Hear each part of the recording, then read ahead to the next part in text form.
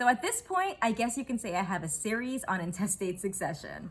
I am also an attorney in the state of New Jersey, and I do prepare estate planning documents for people who live in the state of New Jersey. So I'm going to go ahead and go through the intestate succession rules for New Jersey residents. Again, intestate rules of transference apply if you die without a will, and it applies to your probate assets.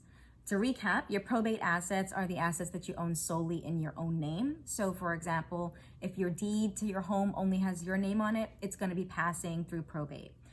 If you have a vehicle and the vehicle's title is only in your name, it's going to be passing through probate.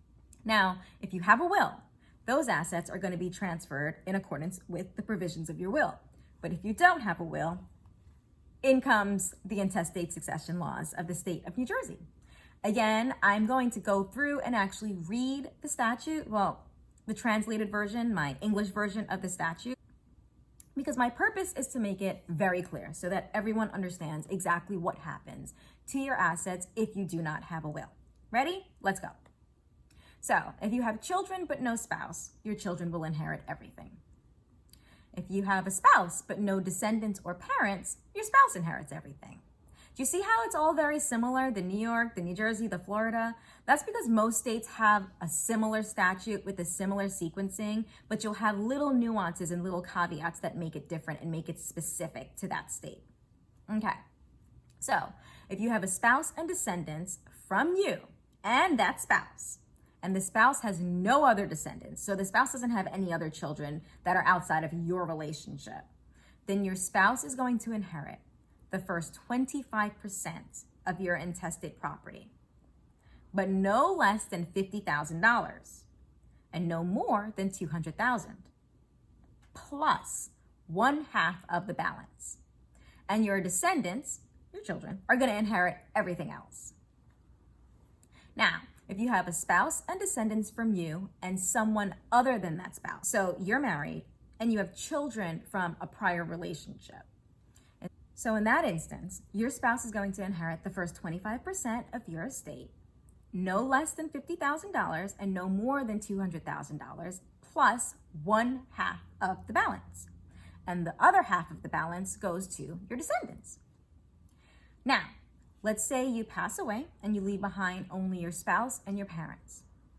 Your spouse inherits, again, the first 25%, no less than $50,000, no more than $200,000, plus 3/4 of the balance, and your parents will inherit the remaining balance. Now, if you die leaving parents but no spouse and no descendants, your parents will inherit everything. And finally, if you have siblings but no spouse, no descendants, no parents are still alive, your siblings will inherit everything.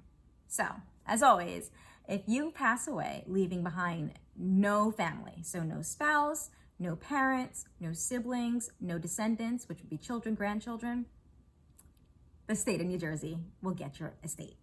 So a few important points. Adopted children are treated as your biological children, but stepchildren and foster children are not. They would have to be adopted in order for them to receive anything through your intestate estate.